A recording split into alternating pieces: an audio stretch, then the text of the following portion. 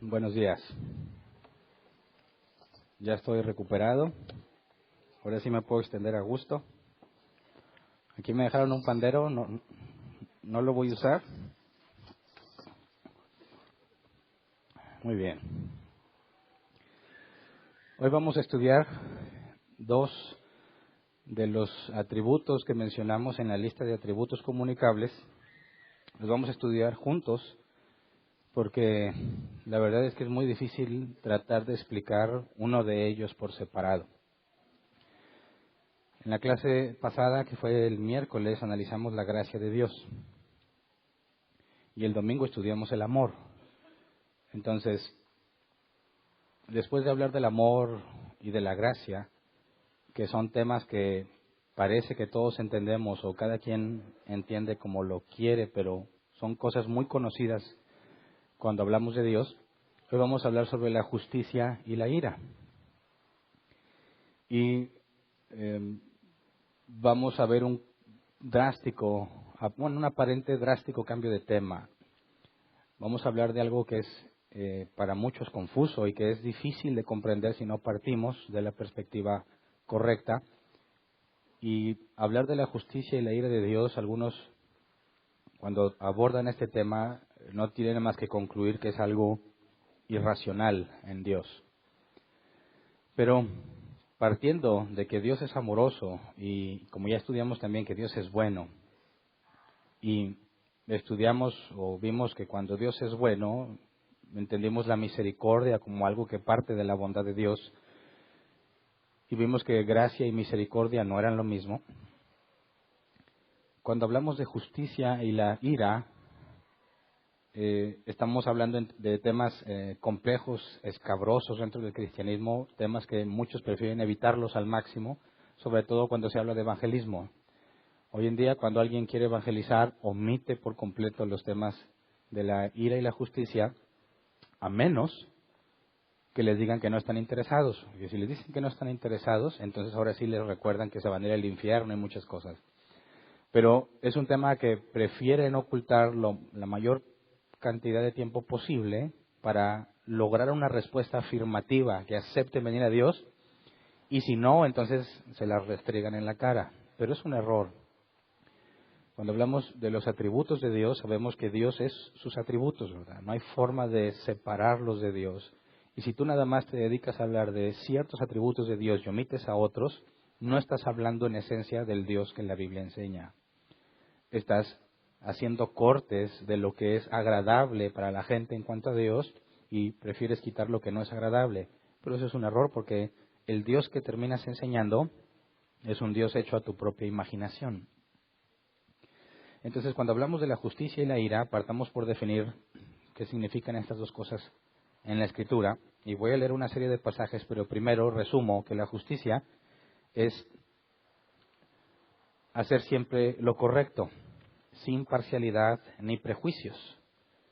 La Biblia nos dice que Dios es justo y utiliza también la palabra rectitud como sinónimo de justicia. Nos dice la Escritura que Dios es justo y es recto y se refieren en esencia a lo mismo. Cuando decimos que Dios es justo, decimos que Él siempre hace lo correcto, siempre. Siempre juzga, que es parte de la justicia, ¿verdad?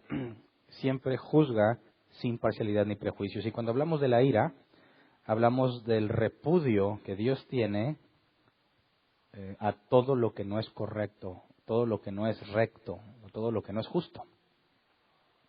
Por eso, si tú quieres hablar de la ira, primero tienes que definir qué es lo justo, qué es lo correcto. Y si quieres hablar de justicia y defines lo que es justo y lo correcto, no puedes omitir la ira, porque las dos cosas están íntimamente relacionadas. De hecho, no podrías explicar la ira sin la justicia. Así que veamos una serie de pasajes, que hay muchísimos, pero estoy resumiendo los que creo son más directos. Vamos a ver algunos que hablan sobre la justicia y luego unos que hablan sobre la ira. Y de ahí empezamos a profundizar. Empezamos con Deuteronomio 32:4. Deuteronomio 32:4. Dice, Él es la roca, sus obras son perfectas y todos sus caminos son justos. Dios es fiel, no practica la injusticia, Él es recto y justo. Entonces, si es justo, es imposible que Dios sea injusto. ¿Por qué? Porque si uno de los atributos es la justicia y me pregunta si Dios puede ser injusto, es una pregunta ilógica porque Dios no puede dejar de ser Dios, ¿verdad? No estamos hablando de una incapacidad, falta de poder, sino de una pregunta absurda. Si puede Dios hacer injusticia, es imposible porque Dios no puede dejar de ser Dios. Salmos 89, 14. La justicia y el derecho son el fundamento de tu trono, y tus heraldos el amor y la verdad. Job 37, 23. El Todopoderoso no está a nuestro alcance, excelso es su poder, grandes son su justicia y rectitud, a nadie oprime. Dios no oprime a nadie porque oprimir a alguien sería injusto, ¿verdad? Pero fíjate cómo justicia y rectitud están mencionados aquí como parte de la misma esencia de Dios. Salmos 99, 4. Dice, Rey poderoso que amas la justicia, tú has establecido la equidad y has actuado en Jacob con justicia y rectitud. Y aquí hablar de equidad no es lo mismo que igualdad, ¿verdad? Pero ahorita entramos más a detalle en esos temas. Veamos uno más de justicia. Segunda de Tesalonicenses, capítulo 1, versículo 6. Dice, Dios que es justo, pagará con sufrimiento a quienes los hacen sufrir a ustedes. Entonces, hay muchísimos pasajes, pero quería ver unos del Antiguo Testamento, uno del Nuevo, aunque ahorita vemos más información sobre el Nuevo Testamento, donde es claro que Dios es justo, y muchas personas no tienen problema en asegurar que Dios es justo, ¿verdad? Muchas personas le piden justicia a Dios. Es común en las pláticas escuchar sobre la justicia de Dios. Cuando alguien te hace algo, dices, pero hay un Dios que todo lo ve. O sea, hablas de la omnisciencia de Dios, ¿verdad? Pero estás apelando a la omnisciencia como una forma de decir que, además de que todo lo ve, es justo, ¿verdad? Y Dios que todo lo ve va a hacer justicia. Y cuando algo nos sucede o alguien nos hace algo que consideramos injusto, es muy común que te pongas a orar para pedirle a Dios que te haga justicia, ¿verdad? Así que el atributo de justicia es ampliamente conocido. Pero pasemos a pasajes un poco más complicados. Por ejemplo, vamos a Salmos capítulo 7, versículo 11. En la Reina Valera 60. Dice, Dios es juez justo y Dios está airado contra el impío todos los días. Y aquí empezamos a ver la ira de Dios. Y dado que Dios es justo, está airado, tiene ira siempre contra el impío, siempre, todos los días. Deuteronomio 29, 19 y 20. Dice, si alguno de ustedes, al oír las palabras de este juramento, se cree bueno y piensa, todo me saldrá bien, aunque persista yo en hacer lo que me plazca, provocará la ruina de todos. El Señor no lo perdonará. La ira y el celo de Dios arderán contra ese hombre. Todas las maldiciones escritas en este libro caerán sobre él y el Señor hará que desaparezca hasta el último de sus descendientes. Y aquí vemos algo muy distinto, ¿verdad? ¿Ok? Aquí habla de que el Señor no perdonará a alguien. Y esa forma de expresar a Dios, Dios no perdona a alguien, para muchos es absurdo. Dicen, ¿cómo que Dios no me va a perdonar si siempre Él es bueno, Él es amoroso, Él tiene misericordia? ¿Cómo no me va a perdonar? Y precisamente de eso habla este pasaje. Aquel que piensa, mira, voy a hacer lo que yo quiero y como quiera me va a ir bien. Dios dice aquí, no lo voy a perdonar y la ira y el celo de Dios arderán contra ese hombre. Estos pasajes no te los vas a encontrar en el pan diario, esos que venden. Esta cita no la vas a ver que nadie la tenga pegada en su carro, en su Biblia. Estos pasajes normalmente nadie los quiere leer, menos en público. Vamos a Apocalipsis 6, versículo 15 y 17. Apocalipsis 6, 15 al 17 dice, y los reyes de la tierra y los grandes, los ricos, los capitanes, los poderosos, y todo siervo y todo libre, se escondieron en las cuevas y entre las peñas de los montes, y decían a los montes y a las peñas, caed sobre nosotros y escondednos del rostro de aquel que está sentado sobre el trono y de la ira del Cordero, porque el gran día de su ira ha llegado, y ¿quién podrá sostenerse en pie? Y aquí habla de la ira del Cordero, haciendo referencia al día de la ira, del cual habla todo el Antiguo Testamento, refiriéndose a la ira de Dios. El día de la ira de Dios, Apocalipsis nos dice que es el día de la ira del Cordero, lo que implica que Jesús es Dios, ¿verdad? La ira de Dios es la ira del Cordero, y cuando analizamos la Trinidad, vimos que las tres personas tienen los mismos atributos. Los atributos no se reparten en distintas personas de la Trinidad. Las tres personas tienen los mismos atributos. Si hablamos de la ira de Dios, estamos hablando de la ira del Cordero, la ira del Espíritu Santo. Pero, como podemos ver en esos pasajes, hablar de la ira es hablar de la justicia, ¿verdad? ¿Cuántas veces le has pedido justicia a Dios por algo que te ha sucedido? ¿Cuántas veces has tenido confianza en que Dios va a hacer justicia? Yo pienso que es algo muy común en la vida de muchos creyentes. Pero, cuando hablamos de la ira, es un tema que algunos consideran como una mancha en el carácter de Dios. Algo a veces incluso vergonzoso. La ira también es uno de los atributos más ignorados y de los que menos se habla en las iglesias. Es de lo que menos se predica, porque no es agradable. Porque para algunos, al leer ciertos pasajes de la Escritura, encuentran que es algo incluso incongruente en la Biblia. Los ateos apelan a esto, hablando de un Dios sanguinario, un Dios hambriento de sangre que no perdona, que se ensaña con su creación. Así que veamos 3 ejemplos que sabemos que generan controversia, pero que son parte de la Escritura, que son parte de lo que Dios nos dio en su revelación especial y que no puedes dejar de lado y no puedes ignorar. Tenemos que enfrentarlos, tenemos que entender lo que sucede aquí y por los atributos que estamos viendo hoy, pues nos vienen como anillo al dedo. Vamos a Levítico, capítulo 10, versículo 1 al 3. Levítico 10, versículo 1 al 3.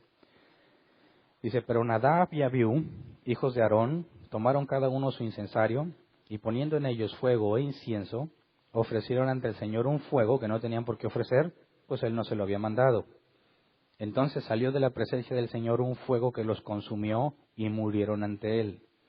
Moisés le dijo a Aarón, de todo esto hablaba el Señor cuando dijo, entre los que se acercan a mí manifestaré mi santidad y ante todo el pueblo manifestaré mi gloria. Y Aarón guardó silencio. Un poco de contexto, Aarón fue nombrado sumo sacerdote y había todo un procedimiento para nombrarlo. Y Dios dio muchísimas leyes sobre los rituales y la forma en que los sacerdotes tenían que presentarse ante Dios y hacer ofrendas por el pueblo, por el bienestar del pueblo o en beneficio del pueblo. Y aquí tenemos a estos 2 hijos de Aarón que de iniciativa propia quieren darle una ofrenda a Dios. ¿Y qué es lo que le quieren ofrendar? Incienso. ¿Qué hay de malo en querer darle incienso a Dios? ¿Verdad? Tienen una buena intención. Hasta donde hemos leído, si tú tratas de entender, dices, a ver, aparentemente son 2 muchachos, no nos dice que están casados en esto que estamos leyendo. Serían 2 muchachos que están contentos, están emocionados. Su papá, Aarón, acaba de ser nombrado sumo sacerdote. Dios les dijo que todos los hijos de Aarón serían exclusivos para servirle a Dios. Están felices de la vida, está todo el pueblo reunido, están haciendo las cosas que Dios dijo y ellos les nace en su corazón ofrecerle incienso a Dios. ¿Y qué hace Dios? Los mata al instante. Alguien diría, ¿no te parece exagerado? ¿Cómo es que un Dios bueno, amoroso y misericordioso fulmina calcinando a 2 hombres porque tuvieron la intención de darle una ofrenda de incienso? ¿Qué habrá sentido Aarón? Imagínate que tú eres Aarón, te acaban de nombrar sumo sacerdote, ya aceptaste, echaste el paquete, órale, tienes la responsabilidad. Tus hijos están preparados, tienen la vestimenta correcta. Tenía más hijos Aarón, ¿verdad? No eran sus únicos hijos. Llega el momento en que ellos van a ser consagrados y todo eso y aparentemente pasan con el corazón rebosante de alegría a darle una ofrenda a Dios y Dios los mata. ¿Qué habrá sentido Aarón? ¿Qué habrá pensado toda la gente? Y sobre todo, ¿qué es lo que Moisés le dice a Aarón? Imagínate, Aarón se queda callado, ve que sus hijos fueron calcinados. Trata de imaginarte esa escena. Toda la gente está viendo. calcinados. ¿Qué confianza tendrías si fueras alguien en el público? ¿Qué confianza tendrías para acercarte a Dios? ¿Querrías servirlo a Él? ¿Qué clase de pensamiento pasaría por tu mente en decir, a ver, ¿en qué me metí? ¿Qué clase de Dios es este que no toleró ni tantito a estos hombres y los calcina en el instante? Y sobre todo, lo que Moisés le dice a Aarón, Moisés le dijo a Aarón, de esto hablaba el Señor cuando dijo, entre los que se acercan a mí manifestaré mi santidad, y ante todo el pueblo manifestaré mi gloria. Y la primera parte, en los que se acercan a mí manifestaré mi santidad, no podemos verlo a profundidad porque la santidad la vamos a estudiar más adelante. Así que se los voy a reservar para cuando estudiemos el atributo de santidad. Pero lo que está diciendo aquí es que Él iba a manifestar ante todos los que se acercan que Dios es santo. Y la siguiente parte que dice, y ante todo el pueblo manifestaré mi gloria. Fíjate bien cómo muchos cristianos ven la gloria de Dios, ¿verdad? Cuando se reúnen. Es muy común escucharlos que venga tu gloria. Las canciones piden gloria, ¿verdad? La gente dice yo te doy gloria y que la gloria venga y para todos quieren la gloria. Bueno, ¿qué pasó con la gloria cuando se manifestó la gloria de Dios en estos dos hombres? Los mató. Así que ¿quién quiere ver la gloria de Dios? ¿Por qué razón pedirías que venga su gloria? ¿Qué piensas que es la gloria? ¿Mm?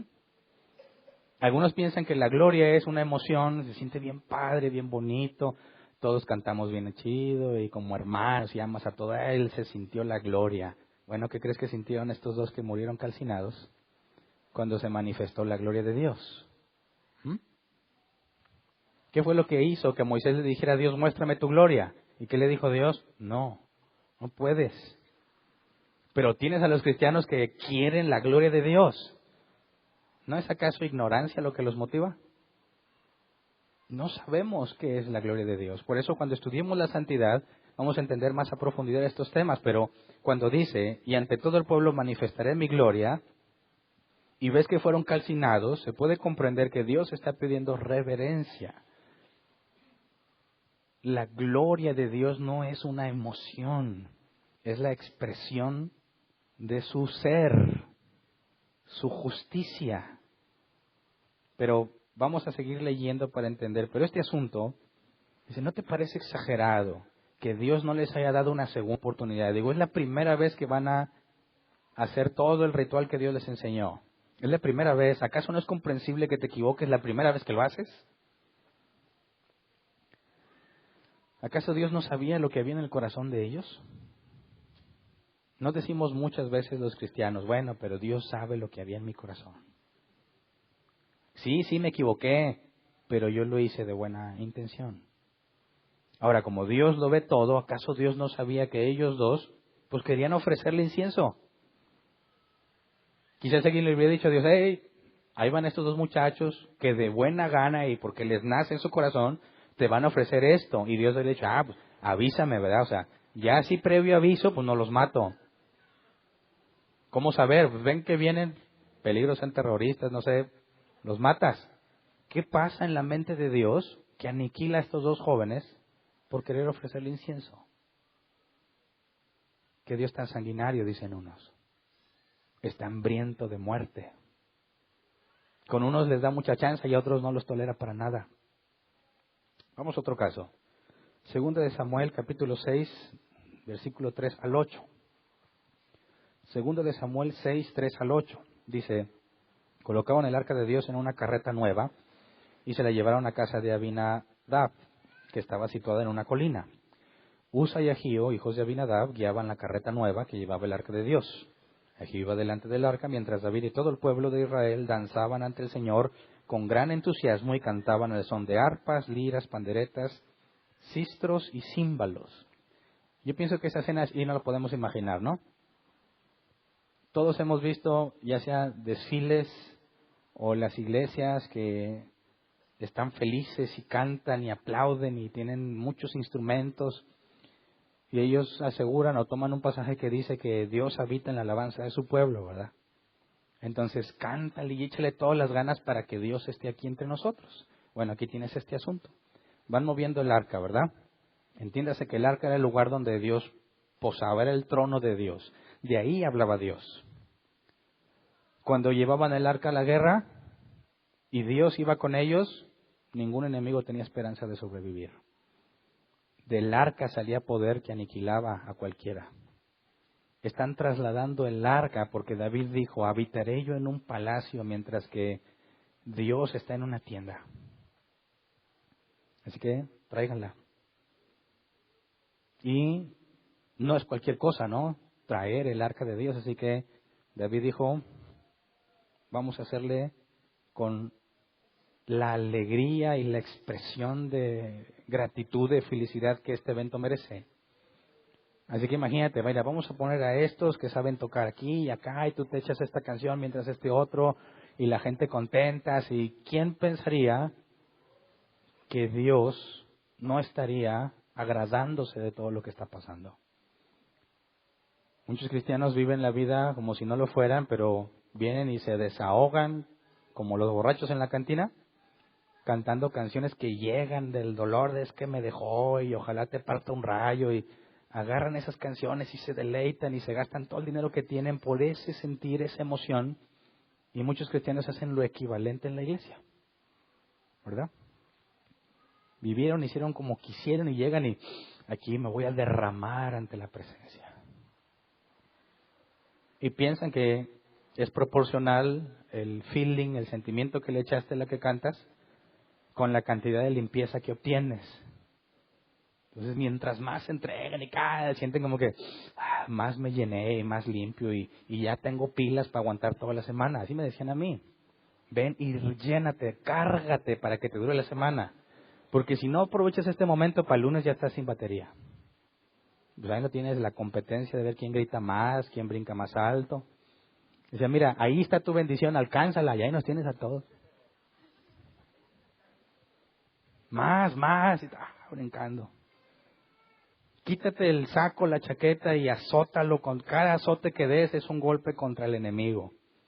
Imagínate el terragal que había. Ahí estamos todos declarando con el saco. Todos con la idea de que Dios está complacido con lo que está sucediendo. Así que veamos qué tan complacido estaba Dios. Versículo 5. Mientras David y todo el pueblo de Israel danzaban ante el Señor con gran entusiasmo y cantaban al son de arpas, liras, panderetas, sistros y címbalos. Versículo 6. Al llegar a la parcela de Nacón, los bueyes tropezaron, pero Usa, extendiendo las manos, sostuvo el arca de Dios. O sea, van con la carreta va siendo guiada por bueyes, los bueyes tropiezan, la carreta se mueve y el arca está a punto de caerse. Y Usa, que va ahí, le hace ¡ah! Y la agarra. Salvó de que se cayera. Imagínate que se quiebre. Imagínate que se abolle o que se llene de esa tierra y lodo que hacen las cosas inmundas y sucias. Ahora, imagínate que todos ven que va la carreta, tropieza la carreta, ven que el arca se cae y que Usa la agarra. Ahora han dicho, fiu. Gracias, Usa, ¿verdad? ¿Qué creen que pasó? Que Dios habló y le dijo, gracias, Usa. Gracias, no le dejaste caer. No, ¿qué dice que fue lo que pasó? Entonces la ira del Señor se encendió contra Usa por su atrevimiento y lo hirió de muerte ahí mismo, de modo que Usa cayó fulminado junto al arca. ¿Qué fue lo que pasó? ¿Y qué dice el versículo 8? David se enojó porque el Señor había matado a Usa. Así que llamó a aquel lugar Pérez Usa, nombre que conserva hasta el día de hoy. Así que imagínate el ambiente, ¿verdad? Órale, cantando alabanzas, se va a caer y Usa agarra el arca y todo, cae fulminado Usa. Y David se enoja con Dios por haber matado a Usa. Bueno, ¿qué clase de Dios hace eso con alguien que trató de evitar que el arca se caiga. ¿Qué mala intención podría tener Usa? ¿Qué pecado cometió? ¿Cuál fue su error? ¿No podría ser un reflejo natural? ¿No te ha pasado que estás cocinando, se va a caer el sartén y qué haces? Metes la mano y te quemas y lo sueltas. Pero el reflejo es agarrarlo. ¿No sería que el pobre Usa ve que se va a caer el arca y como instinto, reflejo, la agarra para que no se caiga? Y Dios dice, ¡qué atrevimiento! Y lo mata delante de todos. Por su ira. ¿Qué pasó con la fiesta? ¿Qué pasó con la fiesta? Se acabó. ¿Y las alabanzas? O sea, ¿no se supone que Dios se regocija en la alabanza de su pueblo? ¿Sí o no? ¿Es posible que simplemente cantándole a Dios ya tienes el asunto arreglado? Que no importa cómo hagas las cosas mientras le cantes bien o ni bien, le echaste feeling de perdido. Te entregaste y le cantaste y saltaste y azotaste y casi alcanzabas la bendición que estaba arriba. Ya con eso Dios dice, bien, hijo mío. No, agarra el arca y lo mata al instante. Y David se enoja. ¿Por qué lo matas, Dios? ¿Por qué? ¿Qué nos ves toda la alabanza? O sea, ¿y nuestro esfuerzo qué? Nos arruinó la fiesta, Dios. Le importó poco las canciones y los instrumentos y si ensayaron, le importó poco, dijo, se acabó la fiesta, no voy a tolerar que Usa se atreva a hacer lo que hizo. Ahora, ¿qué hacen los cristianos en toda la semana y luego van y le cantan y piensan que por eso Dios está contento? ¿Es peor o es igual que haber tratado de tocar el arca? Así que vemos un claro ejemplo de la ira de Dios de una forma muy difícil de comprender. Cuando se supone que todo debe de estar bien y que Él debe estar feliz porque le encanta. Así me decían, a Dios le encanta que sus hijos le canten. Y lo mata. Veamos una más. Una que aplica más a nosotros, porque nosotros no estamos en peligro de tocar el arca, ¿verdad? Ni de ofrecer incienso. Pero vamos a Hechos 5, del 1 al 11. Hechos 5, del 1 al 11. Dice, un hombre llamado Ananías también vendió una propiedad y en complicidad con su esposa Zafira, se quedó con parte del dinero y puso el resto a disposición de los apóstoles. Ananías, le reclamó Pedro, ¿cómo es posible que Satanás haya llenado tu corazón para que le mintieras al Espíritu Santo y te quedaras con parte del dinero que recibiste por el terreno? Pausa, un poco de contexto. Bernabé, quien acompañó a Pablo en muchos de sus viajes, no se llamaba Bernabé, ¿verdad? Le pusieron el sobrenombre Bernabé porque vendió un terreno y el dinero lo puso a disposición de los apóstoles para que se repartiera entre las viudas y los huérfanos, entre los pobres. Cuando él hizo eso y los apóstoles le ponen por sobrenombre Bernabé, Ananías y Zafira pensaron que esa era la forma de ir creciendo en la iglesia. No sé si me explico. Es decir, ¿cuánto dinero habrá entregado Bernabé a los apóstoles para que los apóstoles dijeran, tú ahora te llamas Bernabé, que se traduce como el que consuela? Imagínate que alguien viene y da una ofrenda y yo le digo, oh, qué ofrendón, de aquí en adelante tú te vas a llamar, no sé, ¿cómo te gusta? Algo que se oigan, no sé, bueno, no un nombre, porque sería, yo por ti voy a orar especialmente.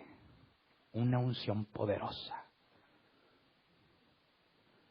Y tú también quieres una unción poderosa, entonces dices, a ver, ¿cómo le hago? Si él lo que hizo fue llevar dinero para la unción poderosa, ¿qué tienes que hacer tú? Bueno, ¿qué fue lo que hicieron Ananías y Zafira? Vamos a vender un terreno, pero les decimos que entregamos todo el dinero del terreno como lo hizo Bernabé, pero no va a ser cierto, nos quedamos con una parte. Y mira, me quedo con una parte de la lana y a ver qué apodo nos ponen. ¿Ah? No sé si me imagino, hasta pensaban sugerir uno. ¿Por qué no me pones así?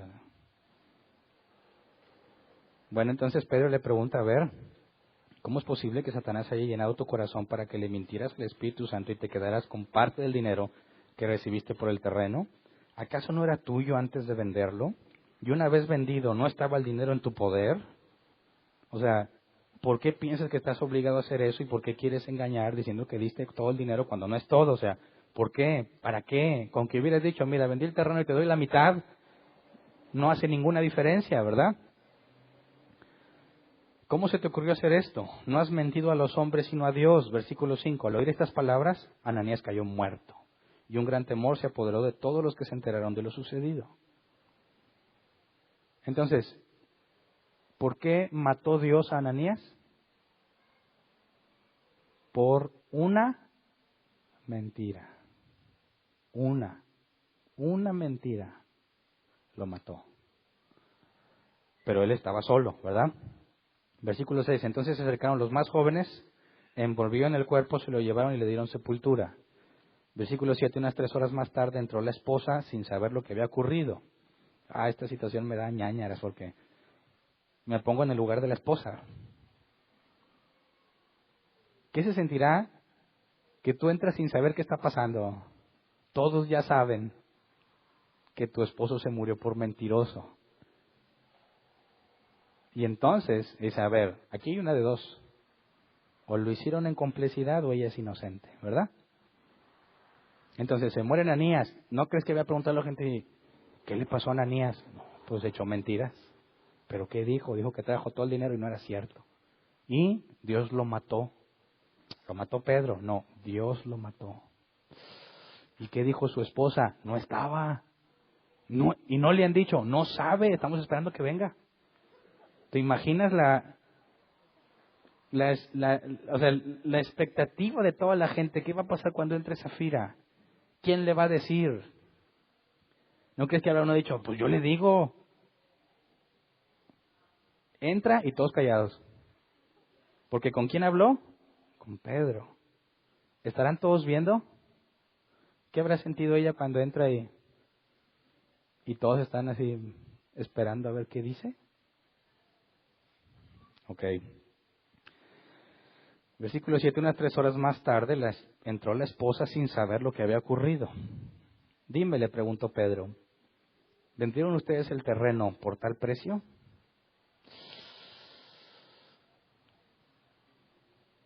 Sí, dijo ella, por tal precio. ¿Qué habrán pensado todos los que oyeron eso? Nomás se oía el... ¿Por qué se pusieron de acuerdo para poner a prueba al Espíritu del Señor? Le recriminó Pedro. Mira, los que sepultaron a tu esposo acaban de regresar y ahora te llevarán a ti.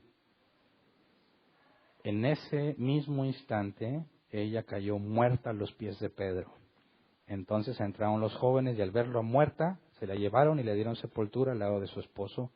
Y un gran temor se apoderó de toda la iglesia y de todos los que se enteraron de estos sucesos. ¿Por qué Dios mató a Zafira? Por una mentira. ¿No es el colmo? ¿Cuántas mentiras has dicho tú? Dicen, ¿no es esta la prueba de que Dios es impredecible? Dicen que está chiflado. Que si se levanta de buenas te da chance, pero si anda de malas te mata. Ahora, no vamos a ofrecer incienso como los hijos de Aarón, no vamos a tocar el arca como Usa, pero ¿qué tal es de esto? ¿Cuántos mienten por parecer más cristianos como ellos? ¿Cuántos se ponen la máscara de cristiano para parecer cristiano, pero en realidad no lo son porque quieren ganarse el afecto de alguien?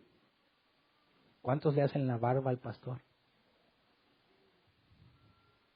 por ganarse el favor? ¿Merece la muerte o no? ¿Es un castigo exagerado por una mentira? ¿No se supone que estamos bajo la gracia? ¿Dónde está el Dios bueno, amoroso y misericordioso? Cuando estudiamos el amor de Dios vimos que, al igual que sus demás sus atributos, el amor de Dios es eterno, es infinito. ¿Dónde está ese amor en el caso de los hijos de Aarón, en el caso de Usa y en el caso de Ananías y Zafira? ¿Dónde quedó? Dicen algunos es incongruente. Y cuando un ateo les toca estos temas, prefieren evitarlos y buscan tratar de excusar lo que Dios hizo. Como si Dios dijera, oye, pues échame la mano porque sí la regué y alguien lo escribió, me quemó. Así que diles, no, es que mira, no es la información, le falta y no tienes el contexto. Aquí es muy claro. ¿Dios mató a los hijos de Aarón, sí o no? Sí. ¿Dios mató a Usa? Sí. ¿Dios mató a Ananías y Zafira? Sí. ¿Cómo justificas eso? ¿Cómo?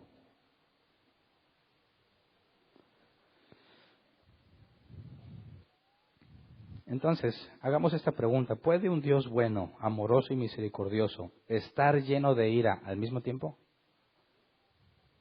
¿Sí o no? ¿Cómo un Dios amoroso y misericordioso puede hacer lo que hizo con Usa? Parece que es incongruente, ¿verdad? Pero no es así. Y es por eso que necesitamos entender que si Dios es justo, por consecuencia, la ira de Dios es parte de sus atributos. Recordemos lo que leímos en el Salmo 99.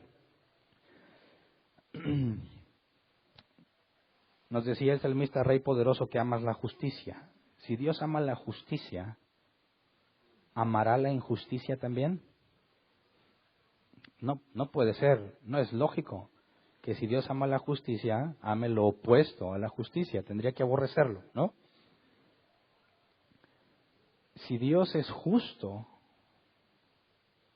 ¿qué hay de la injusticia? Vamos a Salmos 7:11, Reina Valera 60. Salmos 7:11 dice, Dios es juez justo. Ok. Y Dios está airado contra el impío todos los días. Las dos cosas, ¿verdad? Está airado contra el impío. Pero es muy común escuchar a los cristianos que dicen, no. Dios aborrece el pecado, pero no al pecador. ¿Verdad? Porque Dios nos ama a todos. Explícame qué tanto amó a Usa. Es que es el Viejo Testamento, Hernán. Ya eso no vale. Estamos bajo la gracia. ¿Por qué? Bueno, explícame el amor hacia Ananías y Zafira. ¿Dónde está el plan maravilloso que tuvo para ellos? ¿Dónde está la vida de abundancia y prosperidad?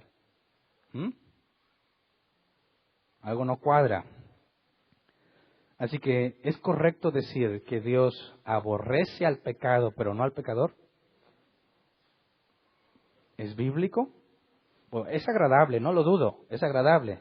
Porque si yo soy pecador y me dicen, oye, Dios te ama, ¿en serio me ama? Sí, pero si yo soy muy malo, no, es que no importa. Dios aborrece la maldad, pero a ti te ama. Deja de hacer lo malo y asunto arreglado. Bueno, vamos a Salmos 11:5, Reina Valera 60. Salmos 11:5. Jehová prueba al justo, pero al malo y al que ama la violencia, su alma los aborrece. ¿A su maldad o a ellos? ¿A la maldad o a ellos? ¿O las dos cosas? Las dos cosas. Pero, ¿cómo puede ser que te atrevas a decir eso, Hernán? ¿Cómo te atreves a decir que Dios no ama a alguien? ¿Cómo es posible? De tal manera amó Dios al mundo. Bueno, pero ¿qué dice aborrece? En el original a lo mejor aborrece no es lo que pensamos, ¿no? Aborrece, en este caso de los salmos es el hebreo sane, que se traduce como odiar, detestar, lo contrario a amar. Entonces está muy claro. Salmos 5, versículo 4 al 6. Porque tú no eres un Dios que se complace en la maldad. El malo no habitará junto a ti. Los insensatos no estarán delante de tus ojos. Aborreces a todos los que hacen iniquidad. Destruirás a los que hablan mentira. Al hombre sanguinario y engañador abominará Jehová. Es muy claro que es totalmente incorrecto decir que Dios aborrece al pecado pero no al pecador. Es clarísimo que los aborrece, ¿verdad? Ahora, esto tiene que abrirnos los ojos para conocer al Dios de la Biblia, porque quizás el Dios que tú conoces no es el de la Biblia. Porque si un Dios que es puro amor y pura bondad y pura misericordia no hace nada ante la injusticia, ¿qué clase de Dios es? Ese dilema ya lo estudiamos en la omnipotencia. Proverbios 12:22, el Señor aborrece a los de labios mentirosos, pero se complace en los que actúan con lealtad. Y en los 3 pasajes que te di, checas el hebreo y es odiar, detestar, lo contrario, amar, rechazar, abominar. Es muy claro. Así que cuando hablamos de que Dios es justo, la consecuencia lógica es que Dios aborrece, repudia al que es injusto. Y eso es la ira. Eso es la ira. Entonces, cuando alguien habla de un Dios de amor y predica el Evangelio, entra en un problema muy serio. Porque cuando hablas del Evangelio, ¿qué es lo que ofrece el Evangelio? Salvación, ¿verdad? Ok, ¿salvarte de qué? Pues del infierno, sí, pero ¿quién te va a mandar ahí? ¿Quién? Dios. Entonces, ¿la salvación es salvarme de quién? De Dios mismo. ¿Cómo puede ser eso posible? Que Dios me quiera salvar de Él mismo. Por eso muchos ateos dicen o ponen los memes de que Jesús está tocando la puerta y dice, ábreme. Si no me abres y me recibes, te voy a mandar al infierno. ¿Es correcto? ¿Sí o no? A ver, espérate. Si no me amas, te mando al infierno. ¿No te parece que tiene problemas psicológicos? No es aquel muchacho que conoce a la muchacha y le dice, mira, tú me gustas y yo te amo. Y si tú no me amas, te mato. ¿Sería su novia? ¿Sí? Dices, mira qué amoroso. Tanto me ama que no soportaría estar sin mí. Así que preferiría que no existiera con tal de no sufrir el desamor. ¿Sí? O está loco, está enfermo. Hay que encerrarlo. Ahora, si Dios dice, ámame, recíbeme o te mando al infierno, tienes exactamente el mismo problema psicológico en esa postura. ¿Verdad? No se trata de que quieras y aceptes a Dios. No me aceptas, te voy a mandar al infierno. Es absurdo, no tiene base bíblica. Sin embargo, es la idea más común que los cristianos tienen. ¿Por qué? Porque nunca han estudiado la ira. Cuando entiendes el concepto de justicia y entiendes la ira, cuando ves a ti mismo te vas a dar cuenta de algo. Eres pecador. ¿Verdad? En Génesis, después de que Dios crea todo y pone a Adán en el jardín, le da una instrucción. ¿Qué instrucción le dio? Además de cuidar y cultivar el jardín, le dijo, de todo árbol puedes comer, pero el día que comas de ese, te mueres. Romanos 6:23 lo dice así, porque la paga del pecado es muerte, mientras que la dádiva de Dios es vida eterna en Cristo Jesús nuestro Señor. Entonces, desde el principio la regla fue muy simple. No me haces caso, te mueres. ¿Pero por qué? Cuando hablamos de pecado, estamos tan acostumbrados al pecado que se vuelve algo trivial, ¿verdad? Y entonces hablas de pecados blancos, pecados rojos, pecaditos y pecadotes. Pero pecado es pecado. Va a ser castigado de acuerdo al pecado. Jesús fue claro cuando dijo que si si en Sodoma y Gomorra se hubieran hecho los milagros que se hicieron ahí, se hubieran arrepentido, porque por consecuencia sería más terrible el castigo para ellos que para los de Sodoma y Gomorra, lo que demuestra que la retribución es proporcional a lo que hiciste. Pero no importa qué tipo de pecado haya sido, la paga es la muerte. ¿verdad? Cuando pecamos, estamos desafiando a Dios ante una instrucción clara. En el caso de Adán y Eva, la instrucción la tenían clara. ¿Qué iba a pasar cuando comieran de ese árbol? Y aún así decidieron comerlo. Cuando pecamos, en esencia, estamos diciendo esto. Mi opción, mi derecho a decidir está por encima de lo que Dios pueda decir o de la autoridad que pueda tener. Cada vez que pecas lo haces porque consideras que esa es tu mejor opción. ¿Verdad? Entonces, si Dios dice a esto, no hagas esto, y tú dices, ay, por favor, ¿qué me va a pasar? Lo hago, peco, ay, Dios, pues dame chance, perdóname. Ya aprendí, ya me di cuenta, o sea, no fue de oquis, así uno va aprendiendo, va progresando, pues perdóname ya, ¿verdad? Asunto arreglado. Yo escuché cristianos cuando yo estaba en el grupo de jóvenes que era muy común, mira, vamos allá, oye, pero eso está mal, no te preocupes, después le pedimos perdón a Dios. Y un muchacho murió en un antro, en una balacera, fuego cruzado, lo mataron. Y él era de los que decía, no importa, después me arrepiento. La idea del pecado es tan común en nosotros que no entendemos la gravedad de su asunto. Cuando entremos a la doctrina del hombre vamos a ver en esencia lo que es el pecado y cómo es que pecamos.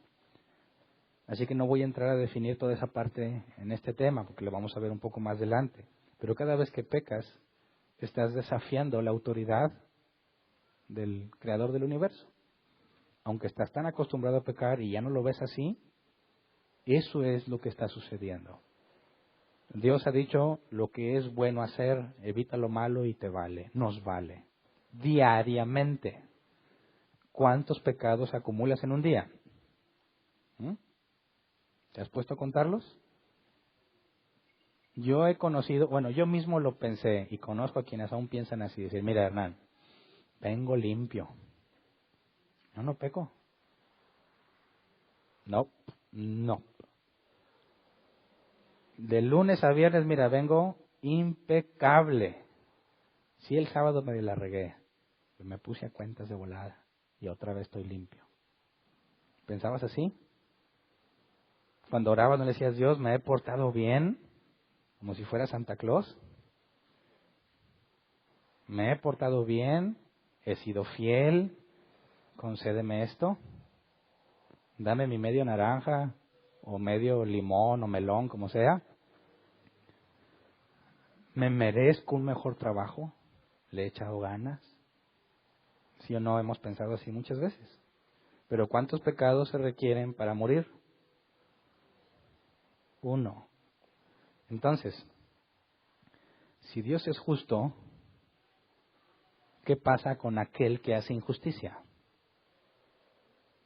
Dios debe hacer lo correcto, ¿verdad? Cuando hablamos de su justicia hablamos también de rectitud, hacer lo que es recto. Y cuando alguien transgrede su ley, ¿qué debe de hacer?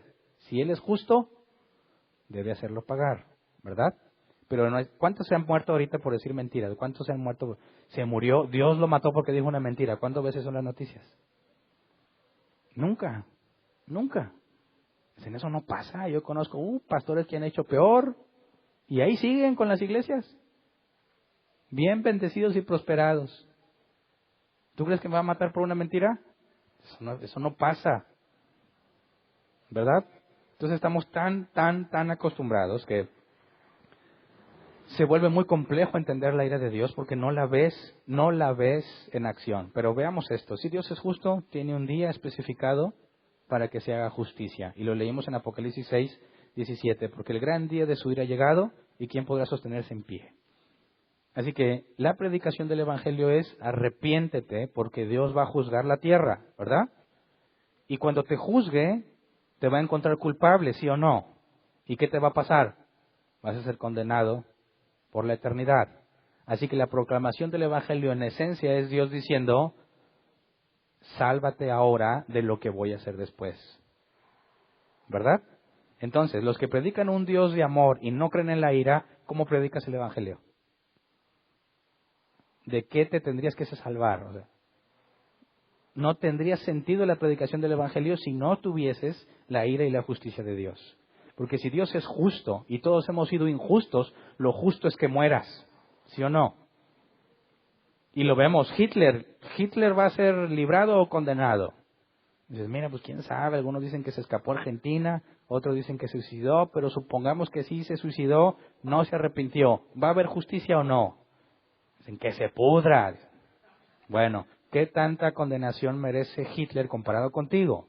Si un solo pecado merece la muerte. Estamos en el mismo camión, estamos en lo mismo, del mismo lado. Va a haber retribución distinta, no me castigarían a mí igual que a Hitler, pero voy a estar en el mismo lado. ¿Ok? Pero ellos hacen más cosas más malas y dicen, ay, castígalos, hazme justicia, Señor. ¿Verdad? Ok, pongamos este ejemplo. Se lo escuché a Sproul. Él decía que siendo maestro de seminario, y me gusta contarlo porque me transmite muy bien esa idea. Y yo creo que muchos que hemos dado clase en algún sentido nos hemos equivocado igual que en ese caso, sea siendo alumno o maestro. Pero dice que empezando a dar clases, su primera vez dando clases, les asignó a todo su salón trabajos que se tenían que entregar mensualmente. A fin de mes me tienes que entregar el trabajo. Si no me entregas el trabajo, estás reprobado en ese mes. ¿Todos están claros? Todo está claro. Ok. Pone la fecha, a final de mes. Llega a final de mes y de los 100 alumnos, 80 alumnos vienen y entregan su tarea y hay 20 que están ahí bien angustiados. Y le dice, ¿qué pasó con su tarea? Ay, maestro, es que fue bien difícil y teníamos muchos exámenes. Tenga misericordia de nosotros, maestro. Denos una oportunidad. Denos 2 días y lo vamos a hacer. Y entonces Sproul le dijo, ok, pero no lo vuelvas a hacer. Pasa otro mes, viene el fin de mes. De los 100 alumnos, 70 entregan su tarea y hay 30 que están bien angustiados. Ay, es que aparte trabajo y tuve problemas en mi casa y no, me peleé con la novia. Los exámenes, denos una oportunidad, maestro, 2 días más. Y el maestro les dice, ok, ten 2 días más, no lo vuelvas a hacer. ¿Cómo crees que se sentían los alumnos? Amaban al maestro, es muy buen maestro, es muy buena onda, ¿verdad? A mí en la facultad me hablaban mucho de un maestro que era muy buena onda y me di cuenta de por qué hasta que tomé clase con él. En todo el semestre creo que tuvimos 3 clases a lo mucho. Y de lo que encargó, pues lo llevé. Y luego, cuando íbamos a que nos diera el resultado, porque tenías que pasar a su oficina para que te diera tu calificación, digo, ¿tú cómo te llamas? Ah, pues Hernán Valdés, ok. ¿Y si viniste?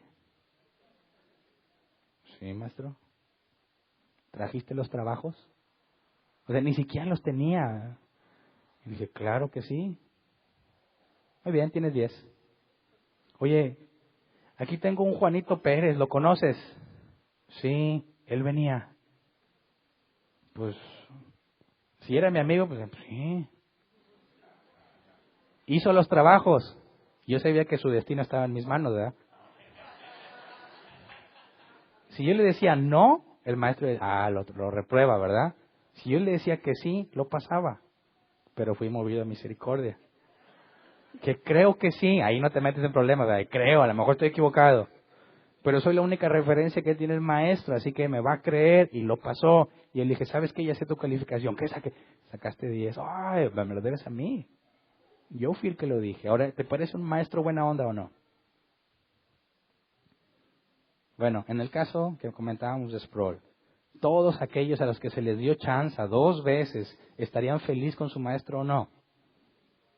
Y bueno, él dice que esa felicidad se acabó el próximo fin de mes. Llegó el próximo fin de mes, de los 100 alumnos, 50 entregaron la tarea. Dice, pero los otros 50 entraron bien campantes, como, maestro, ¿cómo está? A gusto. Se sentaron y, maestro, a ver, ¿tu tarea? No, pues no, pero no se preocupe, en 2 días se la traigo.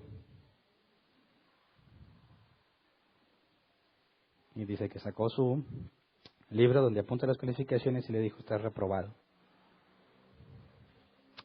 ¿Por qué? ¿Tu tarea? No, no la traje, pero si me da chance se la traigo. reprobado. Y entonces alguien atrás grita. ¿Qué crees que gritaron? Eso es injusto. ¿Sí o no? Nos dice Sproul que dice, ¿es injusto? Tú eres uno de los que le di chance la vez pasada, ¿verdad? Sí, bueno, te voy a dar justicia. Reprobado. ¿Entiendes por qué? ¿Es injusto que haya sido así? ¿Cómo es que nosotros nos acostumbramos a eso y luego cuando no lo recibes lo reclamas y aseguras que se te está haciendo injusticia? Cuando lo justo es que haya sido reprobado desde la primera vez que no trajiste la tarea. Cuando pecas, ¿qué es lo justo que debía de hacerse contigo? Lo mismo que los hijos de Aarón, lo mismo que a Usa, lo mismo que a Ananías y Zafira, pero se te dio misericordia. Vuelves a pecar. ¿Y qué volvió a darte Dios? Misericordia. Y sigues pecando y sigues pecando y Dios sigue teniendo misericordia hasta que llega el momento y dices, Dios no va a mandar a nadie al infierno. Él es bueno. Él nos perdona a todos. Lees pasajes como estos en la Biblia que leímos y decimos, ¿por qué? Yo creo que mi Dios haya matado a Ananías y Zafira. Mi Dios nunca haría eso. Mi Dios es amor y nos ama. Tu Dios, el de tu imaginación. Porque el hecho de que Dios haya tenido paciencia contigo no significa que está obligado a tener misericordia de ti. ¿Qué fue lo que pasó con los hijos de Aarón? ¿Por qué los mató? Porque les dio todas las instrucciones que se requerían para hacerlo como Dios lo dijo. Y a ellos no les importó. Y consideraron que podían quebrantar todos esos mandamientos y hacer lo que ellos quieren. Por eso los mató, por pecado. ¿Qué me dices de Usa? Pues el pobre nomás quiso salvar que se cayera. No. Usa sabía las reglas, fue entrenado desde niño sobre el cuidado de esos objetos. Él sabía que estaba totalmente prohibido tocarlo. Y sobre todo, él pensó que le hacía más daño al arca o que le hacía inmunda el hecho de caer al piso, y él consideró que en cierta forma él era mejor que la suciedad del piso. Pero ¿qué es más sucio a los ojos de Dios? La tierra que cumple su función, que es polvo cuando está seca, se hace lodo cuando la mojas, o las manos de un hombre pecador. Por pecador lo mató. Ananías y Zafira, lo mismo. ¿Puedes engañar a Dios? ¿Puedes hacerle creer que porque estás, sí, Padre, yo te amo, lo engañas? ¿Piensas que Él dice, mi hijo cantó para mí y me deleité, sube como olor fragante? No sean falsos y mentirosos. Eres un pecador maldito que mereces morir, aunque cantes de maravillas. Dios es Dios justo y no tiene nada que ver la forma que cantes o el sentimiento que le pongas con tu pecado. No puede ignorar tu pecado porque Él es justo y debe hacer justicia. ¿Me explico? Los mató por pecadores porque solo hay dos opciones. Cuando Dios ve que se comete injusticia, tiene que hacer que se haga justicia y solo hay dos. ¿Tú satisfaces la justicia o la satisface Cristo? ¿Verdad? ¿Tú restauras el daño o se toma a cuenta de Cristo? ¿Qué decidió Dios en cuanto a Ananías y Zafira? Que ellos pagaran, que ellos satisficieran la justicia. En el caso de Usa, tú pagas, le dijo, tú pagas. Pero Dios ha elegido a algunos a quienes les dice, he decidido tener misericordia de ti. Pero la misericordia nos mete en un conflicto, ¿no? Voy a explicarlo así. Dios es justo, ¿verdad? Aquí está la justicia. Lo que está fuera de la justicia, ¿qué es? ¿Injusticia? o no justicia? Piénsale bien. En términos simples tienes justicia y no justicia, ¿verdad? ¿Qué es la injusticia? ¿Injusticia es lo mismo que no hacer justicia? ¿Sí o no? Dicen, a ver, Dios es misericordioso, o sea, que en lugar de dar justicia, de su gracia, que es dar cosas que no merecemos, que estudiamos la clase pasada, te regala un beneficio que no merecías. ¿Pero no es eso injusticia? Dicen algunos, mira, cuando Dios tiene misericordia dejó de ser justo. Eso es absurdo. Dios no puede dejar de ser Dios, ¿verdad? Entonces, ¿cómo explicas la misericordia como la ausencia de justicia? No se hizo justicia. Entonces, ¿fue injusticia o fue misericordia? ¿Cómo entendemos la diferencia? Hay un ejemplo que me ayuda a entenderla. Imagínate que fuiste por unos tacos. Tú ya tienes un plan malévolo en tu mente. Tú dices, no traigo dinero, pero el de los tacos no sabe. Y como siempre pagas al final, pues voy y pido una orden con todo el veneno. Vale. Yo sé que me voy a ir sin pagar. Empiezo a comer los tacos y estoy sondeando cómo está ahí, para dónde corro. Esta ruta, no, ahí está por acá, no, se me hace que ese sí me para. Ya decidiste el plan, ahí está. Otra coca, por favor, nomás para agarrar valor, lo que vas a hacer. Estás esperando el momento oportuno en que la confusión permita que te pares, porque si estás ahí en el puesto de tacos, pues estás comiendo casi enfrente del taquero, ¿verdad? No es de que ya me voy, no, Entonces tienes que esperar que se distraiga. En eso que, oye, que cuánto es, y se distrae para agarrar el dinero, tú te levantas y planeas irte y alguien te detiene. Te dice, ¿planeas irte? Sabes que ya te descubrió. Ok, ¿qué pasa si él te dice, voy a ser misericordioso contigo, vete? ¿Es eso misericordia? ¿Qué es lo justo? Que pague. Pero yo me di cuenta de él y digo, Dios me mueve a misericordia. Yo te cubro. ¿Eso es misericordia? ¿O injusticia?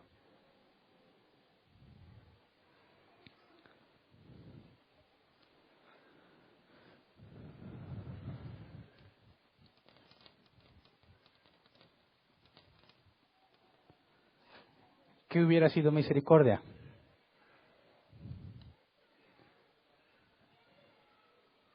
¿Cómo evitas la injusticia para que sea misericordia?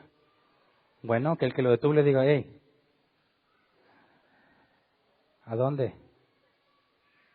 Y sospecha que no tienes para pagar, no te preocupes. Don Chema, aquí está lo de sus tacos.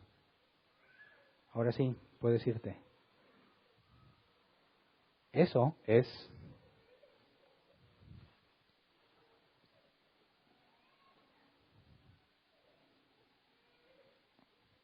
no justicia, porque no pagó él.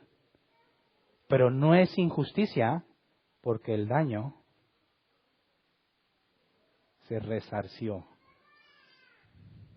¿Me explico?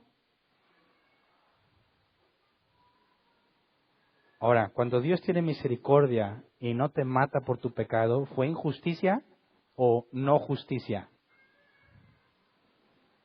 Por eso dije, la misericordia requiere que se haga, la justicia requiere el pago.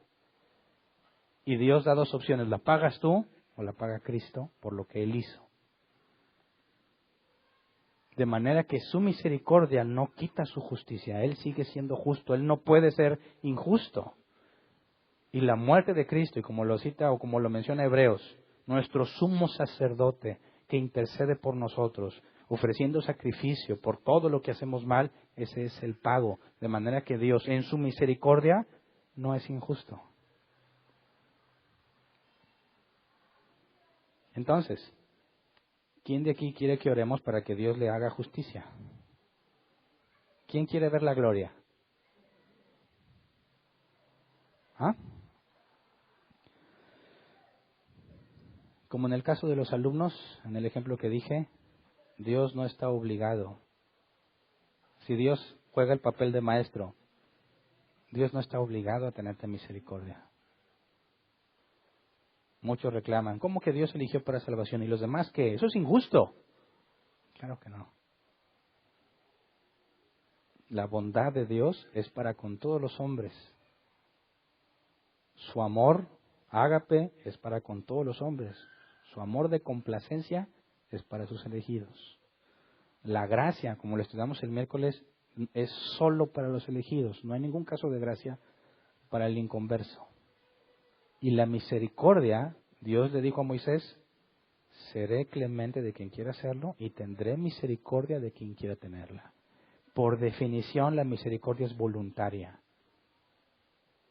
Así que Dios decide a quién le otorga misericordia y a quién le hace pagar justicia.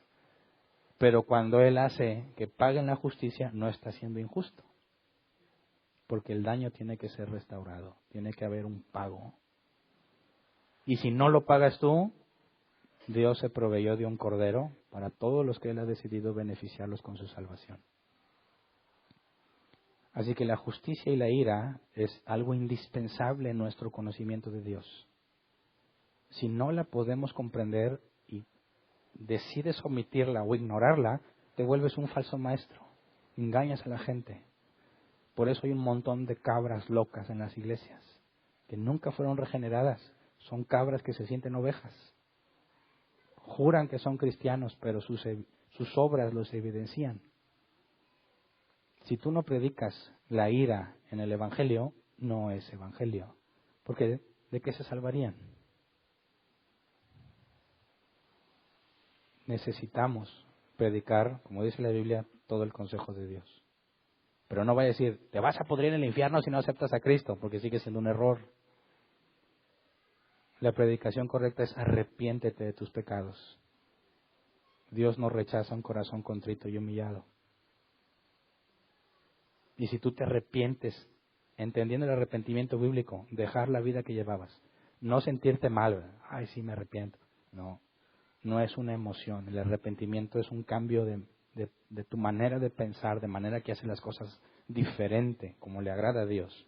Tropezarás, te vas a lamentar de haber tropezado y vas a seguir luchando por hacer lo correcto.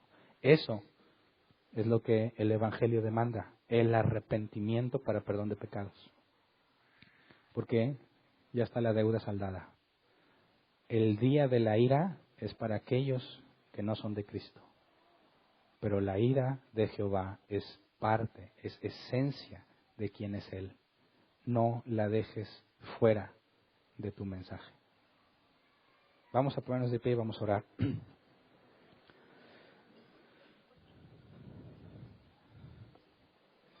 Preguntamos, ¿cómo un Dios bueno puede hacer eso? La pregunta correcta es cómo un Dios justo nos tolera tanto.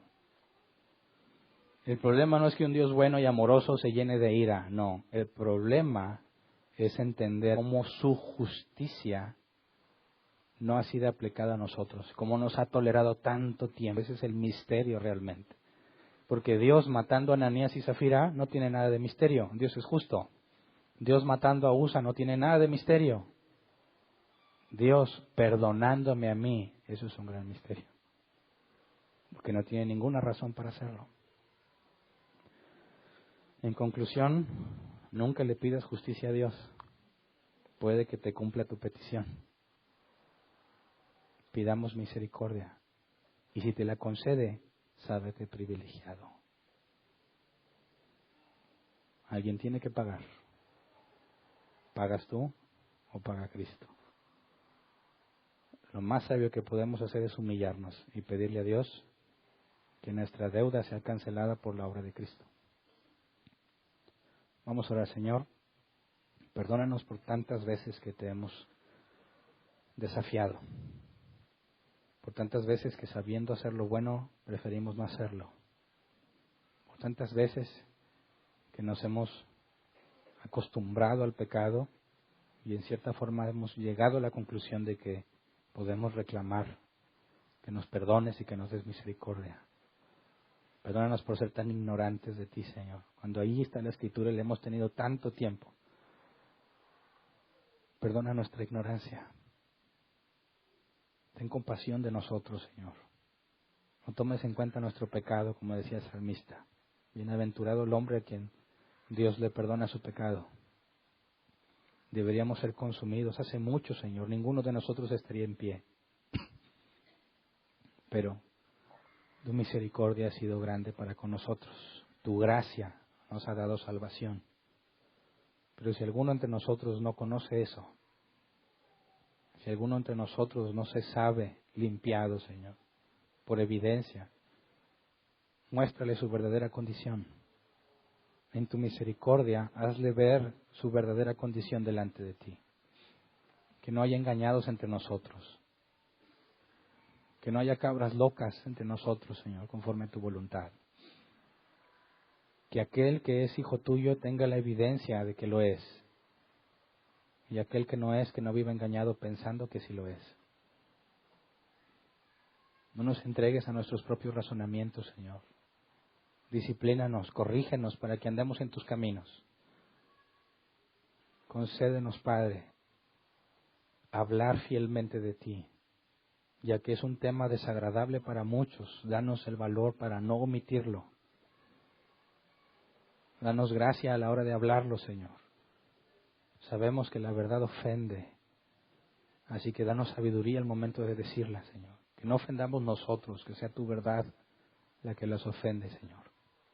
Pero aquellos a quienes tú has llamado, que la predicación fiel del Evangelio de nuestras bocas, Señor, sea usada para traerlos a salvación. Permítanos la alegría de ver hombres transformados, hombres y mujeres transformados por tu poder. Ver el nuevo nacimiento en las personas, que es el milagro máximo que le puedes conceder al humano. Concédenos ser hallados fieles delante de ti, no por nuestras obras, sino por el sacrificio de tu Hijo. Que su justicia sea imputada a nosotros y nuestro pecado a Él, Señor, para que la deuda sea cancelada. Ayúdanos a crecer seguros de ti, Señor, de nuestra salvación, porque nos has dado la evidencia, el querer como el hacer, pero que no sea solamente algo de lo que estemos conscientes individualmente, sino que nuestros hermanos puedan atestiguar y podamos decir con orgullo entre nosotros, este es un hermano en Cristo. Padre, afírmanos en tu palabra. Llénanos de tu conocimiento, Señor, para que cada vez más estemos conscientes de quiénes somos ante ti y la gracia que se nos ha concedido. Gracias de antemano, Señor. Amén. Pueden sentarse. Pasemos a la sección de preguntas. Si alguien tiene una pregunta, levanta su mano, le llevan el micrófono. No importa que sea la primera vez que vienes, no se requiere antigüedad. No hay preguntas tontas. No importa, dices, oye, es que yo no sé, a lo mejor es muy básica. No importa, tú pregunta, no te vayas con la duda.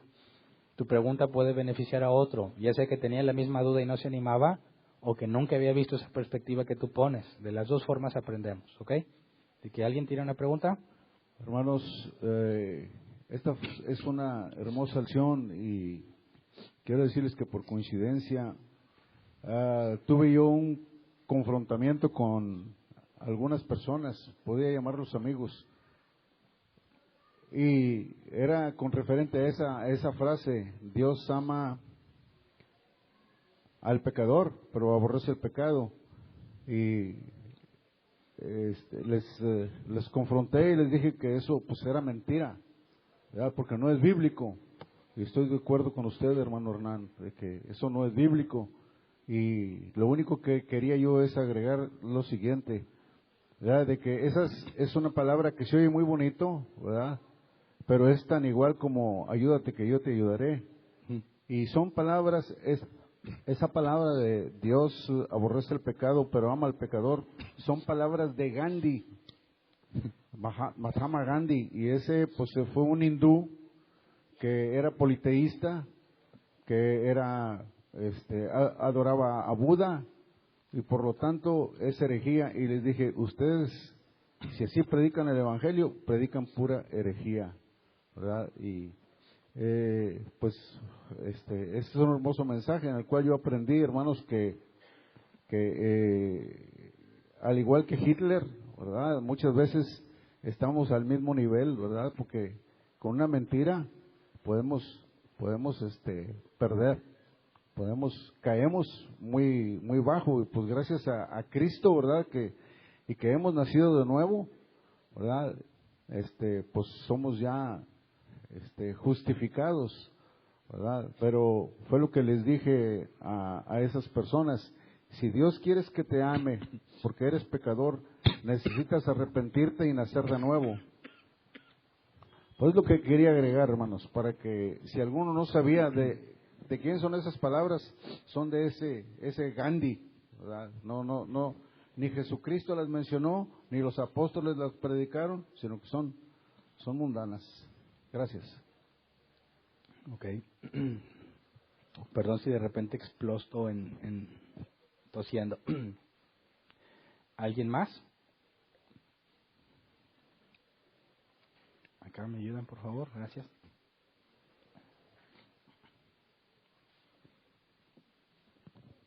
Buenos días. Me quedó una duda sobre un comentario que hizo acerca de mi opción para decidir pecar era lo injusto, algo así. No lo retuve bien, no escuché bien. Mi opción. Es que lo anoté como... O sea, la forma en la que yo decido pecar. Dice, mi opción para decidir es mi derecho a pecar, o no sé, o cuando mencionó algo de que será... Que, o sea, cuando yo peco estoy diciendo que el derecho que yo tengo para hacer lo que yo quiero es mayor que el derecho que Dios tiene para decidir qué se hace o no se hace. Es como que yo decido violar sus reglas y exacto. digo, es mi derecho y o sea, obviamente es un error. Vamos a profundizar más cuando veamos la doctrina del hombre, pero si nosotros somos hechos del polvo de la tierra, Dios sopla y nos da vida, ¿qué derecho tienes para hacer lo que tú quieres si eres creación de Dios? Como el vaso de barro, ¿verdad? Entonces, cuando dices, yo peco y hago lo que quiero, es absurdo. Estás considerando que tú tienes el mismo nivel o mayor de autoridad y poder sobre ti del que Dios tiene de sí mismo y su creación, lo cual es totalmente incorrecto. Por eso, partir de la perspectiva correcta de qué somos nos lleva a entender la justicia y la ira, porque nos ponemos en el nivel que nos corresponde. Todos quieren partir y decir, mira, yo soy libre, yo no tengo ninguna obligación, no tengo por qué rendirle cuentas a nadie, yo hago lo que quiero. Y ahí está lo absurdo del pecado. Eso es lo grave. Querer ejercer esa libertad que ni te corresponde. No tienes. O sea, cuando hablamos así es de pura ignorancia, ¿verdad? No estamos conscientes. Por eso quisiera aclarar esto. Si alguien dice, a mí no me gusta Cristo, lo podemos comprender, ¿verdad? Que no le guste. Pero si alguien dice, no necesito a Cristo, eso es absurdo. Vas a ser condenado sin Cristo. Lo necesitas, te guste o no te guste. No, es correcto decir, no me gusta, ok, allá tú. Pero decir, no lo necesito, es absurdo. Y por último, es por misericordia, o sea, a diferencia de la gracia, que la gracia es para los elegidos, la misericordia la estamos siendo beneficiados, pues la mayoría de los pecadores, ¿no? O sea, sería raro el que Dios ejecute su justicia. Cuando vimos la gracia, vimos que está reservada desde la eternidad, ¿verdad? La misericordia requiere primero el pecado, la falta, para que se extienda misericordia, pero la gracia es independiente de lo que tú hayas hecho. Es algo que Dios decidió, Él por sí mismo, desde la eternidad, otorgar a los objetos o a los hombres de su agrado para darles la salvación, algo totalmente inmerecido. Y la misericordia se puede extender, la compasión la buena intención de Dios se puede extender en cierta manera a muchos hombres. No exclusivamente a los elegidos. Y la gracia es exclusiva de los elegidos, según la que le enseña la Biblia. Gracias. ¿Alguien más? ¿Ahí hay otra mano atrás?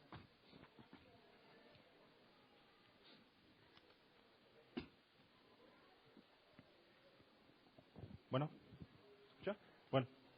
Buenas tardes, Hernán. Oye, Buenas tardes. le pregunta, bueno, entendiendo ya la ira de Dios, que es por medio de su justicia, o que de ahí sale su ira de Dios, entonces, ¿cómo consolidar o cómo entender la ira que los hombres sentimos? O sea, ¿cómo es que nosotros también, seres creados, o sea, sentimos esa ira y es diferente a la ira ¿cómo consolidamos la ira de Dios referente a su justicia y a la del ser humano?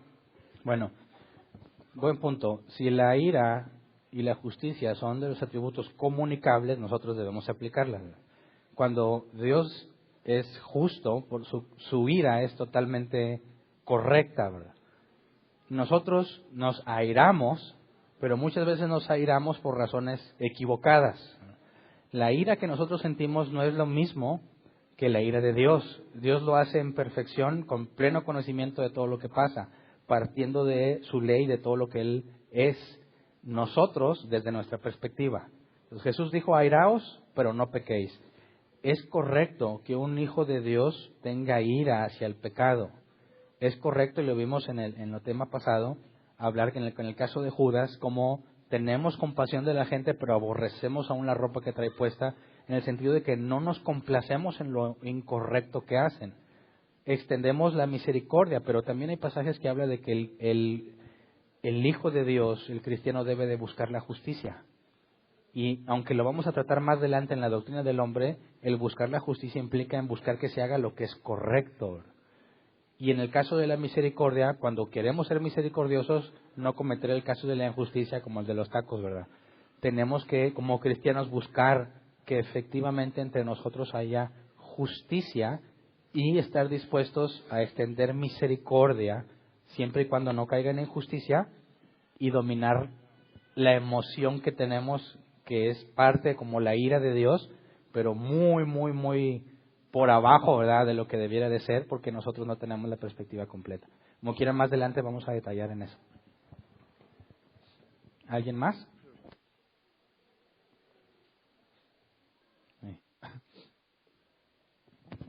Sí, me quedé pensando en el punto que tocaste de Ananías y Zafira. Uh-huh. Cuando la Biblia dice, Pablo aseveraba que Dios es veraz y que todo hombre mentiroso, Uh-huh. ¿no habrá sido ahí un poquito rigorista, sabiendo Dios que todos somos mentirosos y que ahora en la actualidad nos justificamos en esa gracia, actuando deliberadamente también muchos o ciertas doctrinas que no, pues es que yo ya soy salvo y puedo actuar como yo quiera y pues no tengo ningún problema? Cuando con Ananías y Zafira, pues no les toleró ni una mentirilla, por así decirlo. Ok. Bueno, ahí hay que ver la gracia y la hipergracia. La hipergracia es decir, pues mira, yo puedo hacer lo que quiera, al cabo Dios es misericordioso y bueno conmigo, ¿verdad? Pero la Biblia, cuando habla sobre la elección y la gracia, siendo para sus elegidos, vemos que la voluntad de Dios es que te salvaras, pero también que fueras hecho a la imagen de su Hijo. Así que alguien que realmente ha sido elegido por Dios para salvación, no podría decir así, ¿verdad? Pues voy a hacer lo que quiera, que al cabo yo ya tengo mi gracia asegurada o fui elegido para salvación. Entonces, en ese aspecto, quien verdaderamente ha sido convertido, transformado en una nueva criatura, tendría que llegar a la conclusión en la que llegó Pablo en Romanos, diciendo, soy un miserable. Las cosas buenas que quiero hacer, no las hago. Y las malas que no quiero hacer, termino haciéndolas. O sea, estamos conscientes de que tenemos ese problema, pero no nos deleitamos, ni nos regocijamos en hacer todo eso que sabemos que está mal. O sea, que el verdadero creyente siempre tendrá una lucha interna consigo mismo por no hacer lo que sabe que no debe hacer y hacer lo que debiera estar haciendo. En el caso de Ananías y Zafira, analizando otra vez la omnisciencia de Dios y la elección antes de la fundación del mundo, si vemos que ellos dos pagaron, ellos mismos tuvieron que dar el pago por la justicia, por consecuencia no se les tomó la justicia de Cristo, no les fue imputada la justicia de Cristo, por tanto no fueron elegidos para salvación. Si fuesen elegidos y Dios los condenó, habría un cambio de plan, ya sea porque Dios no fue capaz de preverlo o porque se arrepintió. Y si hiciera cualquiera de esas dos cosas, dejaría de ser el Dios de la Biblia. ¿Alguien más? Ya está aquí el micro. Allá hay otro también. ¿Les da chance allá? Ok. Es misericordiosa.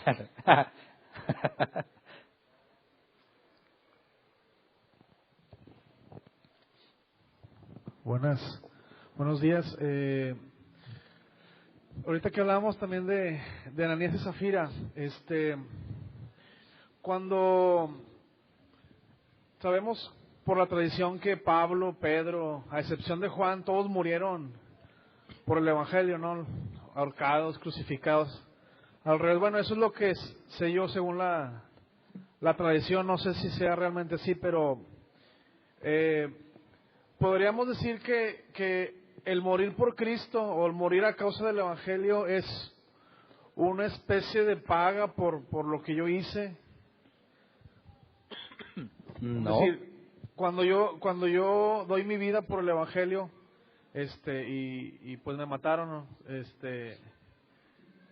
Eso es porque la paga del pecado es la muerte, y pues claramente hay una muerte ahí, ¿no? Entonces, eso es la paga por toda la misericordia que tuvo Dios por mí, o es un caso diferente cuando tú mueres por el Evangelio. Bueno, según Jesús y Pablo, morir por el Evangelio es un don que se te concedió. En ningún sentido sería una paga. La Biblia es clara que Cristo ya pagó todo. Pecados pasados, presentes y futuros. Está todo pagado.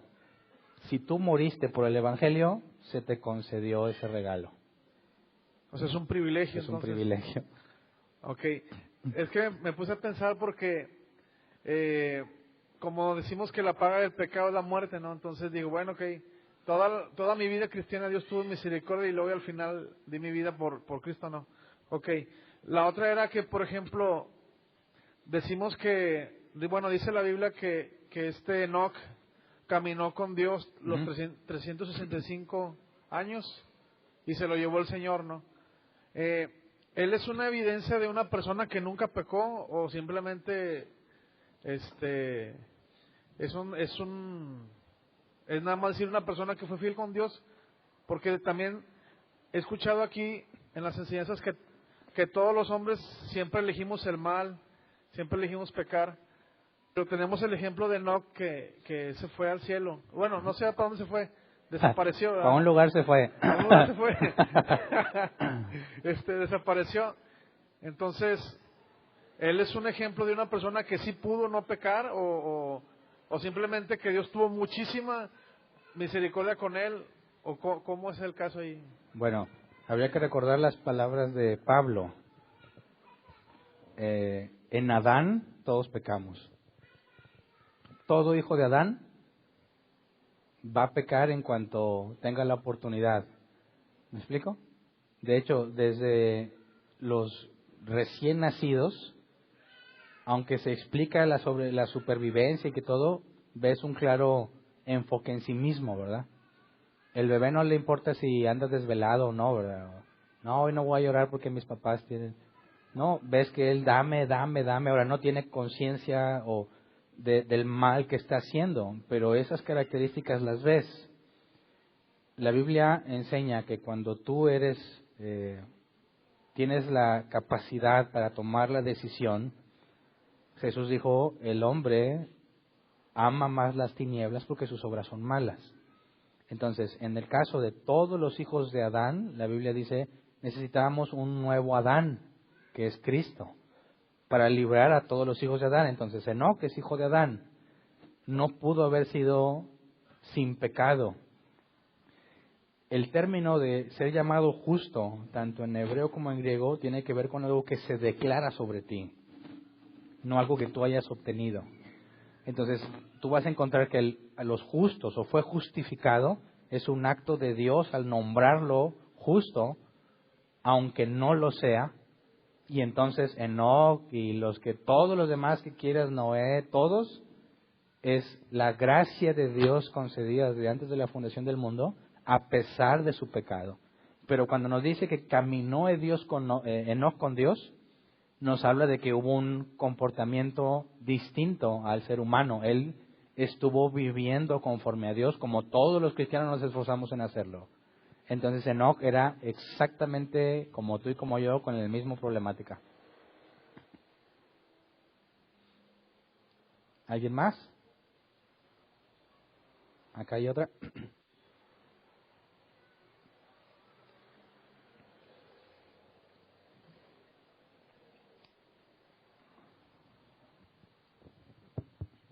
Buenas tardes. Buenas tardes. Ya me perdí un poquito donde estaba lo de la justicia. O sea, ¿afuera está lleno de no justicia o de injusticia? Lo de afuera se divide en esas dos cosas. Sí, así lo pensé, así lo entendí, pero como ya no vi cuando lo aclaro, o sea, es de las dos, ¿verdad? De no justicia y de injusticia. Hay que ver si se reparó el daño y tú no lo pagaste, es no justicia, ¿verdad? Entendemos como misericordia. Si no hubo reparación del daño, entonces es injusticia. Es injusticia y está lleno de las dos cosas. Sí, ojo, porque los cristianos normalmente, disfrazado de misericordia, hacen muchas injusticias, ¿verdad? Es cierto. Ok. Gracias. Pongamos un ejemplo, a ver si queda más claro esa parte. ¿Qué pasa si un cristiano era un maleante y la ley lo persigue? Bueno, se hace cristiano y dice ya, toda deuda fue cancelada, ya no tiene por qué pagar. O sea, como ya es nueva criatura en Cristo, todas las órdenes en su contra van a desaparecer. ¿No? ¿Le ayudarías a esconderse porque ya es cristiano? Hay muchos que sí lo hacen. Pero ya nació de nuevo, las cosas viejas pasaron. No, espérame, ahí Dios no ha restituido el daño, ¿verdad? Y se le demanda a él. Entonces un cristiano tendría que ir a entregarse a cumplir su condena para salir. ¿Me explico? Es como la muchacha que sale embarazada y dice, Dios ya me perdonó. Ah, sí, claro. Pero la consecuencia, el cambio en tu vida, todas las responsabilidades, eso es algo que se va a tener que vivir y Dios no lo va a omitir, ¿verdad? Todas las cosas que te vas a perder por haber tomado esa decisión incorrecta, las vas a enfrentar. Entonces, es cierto que Dios nos muestra misericordia desde la condenación, ¿verdad? Pero muchas cosas en la tierra nos demanda que las restaures tú, que tú pagues el daño que hiciste. Para no confundir eso, ¿verdad? No, pues yo hice todo esto y le debo a fulano, pero ya soy cristiano, me perdonan todos. No, son cosas separadas, ¿verdad?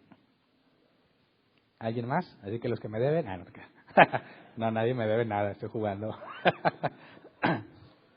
Buenas tardes.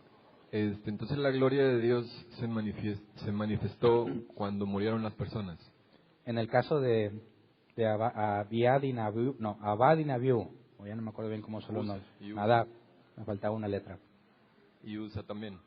O sea, el manifestar la gloria de Dios es porque, pues, es como decir, se presentó para hacer justicia. Mostrarse tal cual es, y la justicia es la esencia de Dios. Por eso nadie podría ver a Dios y permanecer en pie, es lo que dice la Biblia. ¿Me explico? Sí, gracias. Por eso ya no cantes eso de que venga tu gloria. ¿Alguien más? ¿O ya cerramos aquí con broche de oro? Acá hay otra.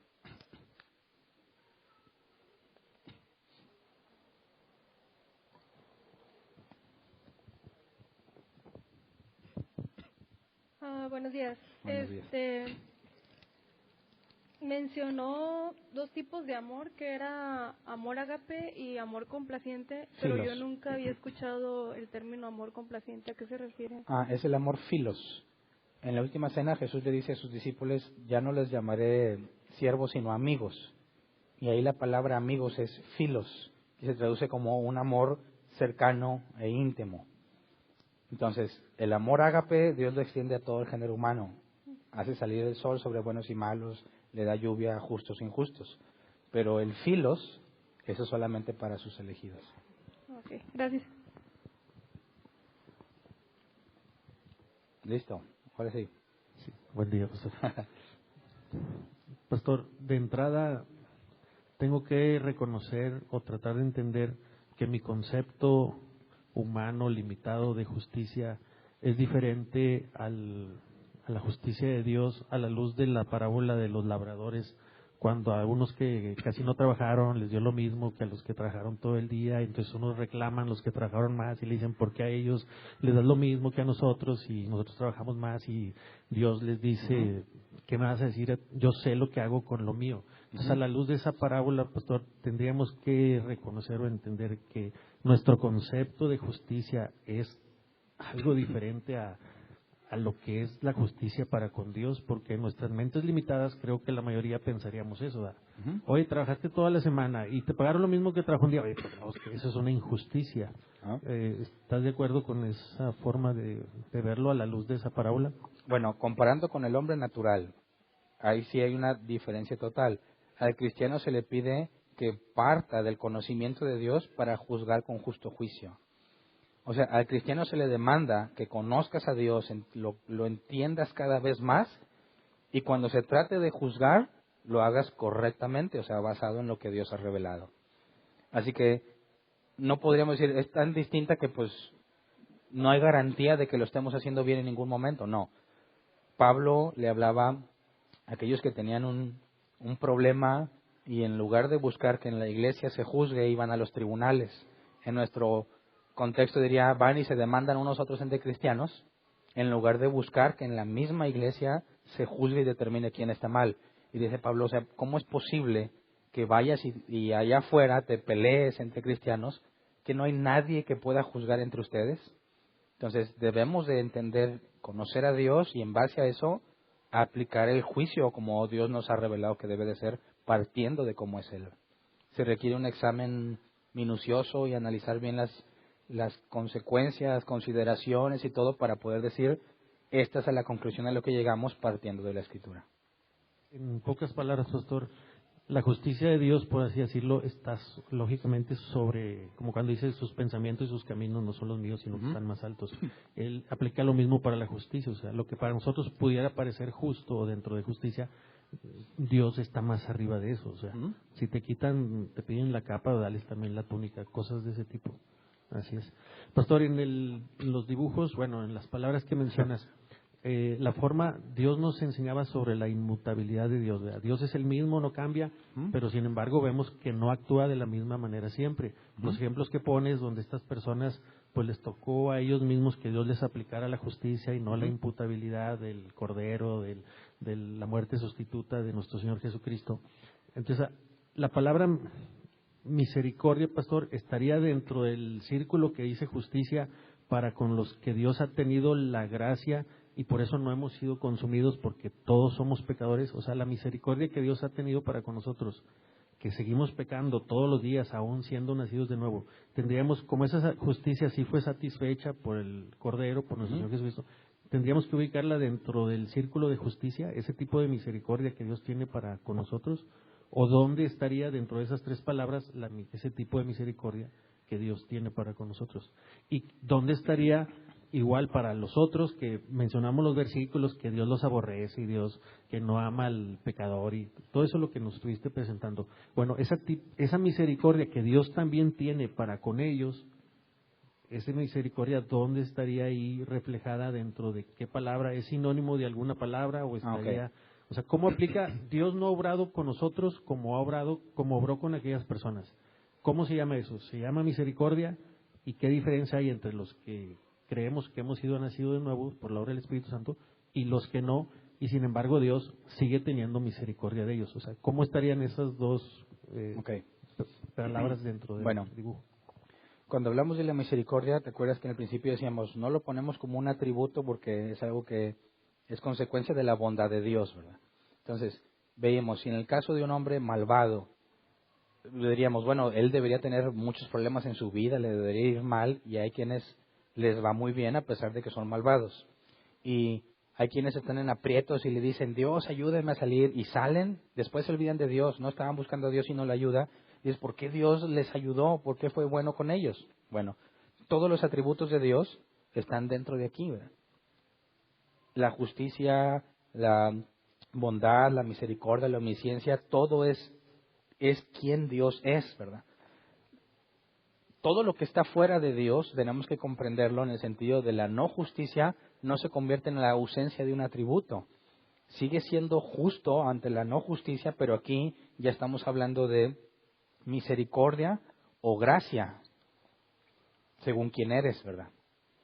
Y cuando hablas de la inmutabilidad, tenemos que ver que desde la perspectiva de la eternidad, Dios, cuando estudiamos la presciencia, que no es saber lo que va a pasar, sino amar a alguien aún antes de que éste existiera, eso te ayuda a ver cómo cuando Dios decide salvar a unos y pasar por alto a otros, eso es inmutable. Que en el tiempo yo vea que pues era no cristiano y luego soy cristiano y a veces Dios me dio chance y a veces no, eso no afecta la inmutabilidad de Dios. Es como yo la voy percibiendo en el tiempo porque yo estoy sujeto al tiempo, pero desde lo que Dios decretó en la eternidad no cambia, ¿verdad? Incluye todo el plan que había en el tiempo y todo está funcionando según lo que Él decretó. No hay un cambio en el tiempo que nosotros, Dios no está cambiando, todo está pasando como Él lo definió desde el principio. Entonces, pastor, estoy limitando mi mente al pensar que la justicia solo es parte de la parte interna del círculo. Según te entiendo lo que me acabas de decir, cuando Dios aplica la no justicia tanto para unos como para otros, no quiere decir que Dios ha dejado de ser justo. No. Y pensando en lo que tantas cosas vemos, leemos, escuchamos en este mundo en el que vivimos, actos injustos, que nuestro primer pensamiento es, oye, mira la injusticia, por todos lados vemos la injusticia. Aún dentro de la injusticia, Dios no deja de ser justo. Y esa injusticia, pastor, en ninguna manera deberíamos de atribuírsela a Dios, es pregunta. ¿De qué viene siendo consecuencia tantos actos que a nuestra mente parecen ser injustos? Aquí a lo mejor nomás saliendo en el semáforo nos vamos a dar cuenta algo de eso. ¿A quién sería atribuible todas esas situaciones que parecen a nuestra mente injustas? Pues las podemos atribuir a Dios o son producto de nosotros mismos. Okay. Bueno, tratemos de verlo así. Esta es la línea del tiempo de la vida de una persona. Aquí nace y aquí muere. Dios es un Dios justo. En todo el proceso de su vida veamos que tenía altas y bajas, altas y bajas, altas y bajas. Imagínate que este es Hitler. Hizo mucha maldad y todo. Dices, ¿por qué? ¿Dónde está toda esa injusticia? El problema del mal lo analizamos con la omnipotencia. Dios usa el mal para traer el bien. Y es una manera de comprender, valorar y tener mayor conocimiento de Dios. Pero el hecho de que Él haya tolerado esas injusticias no significa que no va a ser justicia, porque el día de la ira, para todos los que están vivos en la tierra, y el juicio del gran trono blanco, para todos los que ya habían muerto, es cuando se va a establecer la justicia. Si no existiese nada después de la muerte y no hubiese eternidad, entonces ahí sí, Dios no haría justicia. ¿Me explico? Tengo que involucrar la cuestión del tiempo. Sí, la perspectiva divina para poder entenderlo. Como algo de las bienaventuranzas, bienaventurados los que lloran, bienaventurados los que sufren persecución. Porque al final de los tiempos, por decirlo, Dios va a aplicar, lo ve como un todo. Pastor, cuando dice, y vosotros padres, no provoquéis a ira a vuestros hijos, he escuchado, no sé cuál sea tu opinión, que dicen, ya ves, Dios dice que no los hagas enojar. ¿Creen que porque dice, no provoquéis a ira a vuestros hijos, sino criarlos en disciplina y amonestación del Señor? A mí me cuesta trabajo entender que se refiere a eso. Y he escuchado personas que dicen eso. ¿Ves? De entrada dice que no los hagas enojar, o sea, no los provoques a ira. ¿Crees tú, pastor, que cuando dice no provoquéis a ira a vuestros hijos, quiere decir que Dios nos está diciendo no los hagas enojar? No, porque cuando te dice que los disciplines y los amonestes, ahí ya está aclarando que esa ira a la que los provocas es algo ajeno al proceso de disciplina. O sea, no los estés haciendo hacer corajes innecesariamente, ¿verdad? Se van a enojar cuando los disciplines y los amonestes, pero si tú constantemente estás buscando cómo así ponerles gorro y hacerlos enojar y no es un proceso del cual estés tratando de llevarlos a una corrección, ahí está la amonestación. No seas ese tipo de padre que hace enojar a sus hijos innecesariamente. ¿Para qué les pones gorro? Pues déjalos en paz, hombre. Amonéstalos, cuídelos. Ahí sí, si se enojan, ni modo. Es una corrección y una disciplina. Pero fuera de eso, no deberías estar haciendo que se enojen en ese contexto, ¿verdad? La última, pastor. Un día llevaron a una mujer pecadora No creo en ese hombre negandi ni nada de eso. Pero un día llevaron a una mujer pecadora que había sido sorprendida en el adulterio. Y le dicen a Jesús, de hecho creo que le iban a matar, ¿verdad? Pedradas. Y Jesús pues le dice, ni yo te acuso, vete, tus pecados son, no peques más, algo así. Y luego creo que una mujer que tenía una dudosa reputación también se postra delante de él y la gente lo ve mal, ¿verdad? Mira, si supiera quién está con él. Este tipo de casos, pastor, volviendo al tema ese, que Dios no ama, Dios aborrece el pecado, pero ama al pecador. Esa mujer adúltera era una pecadora.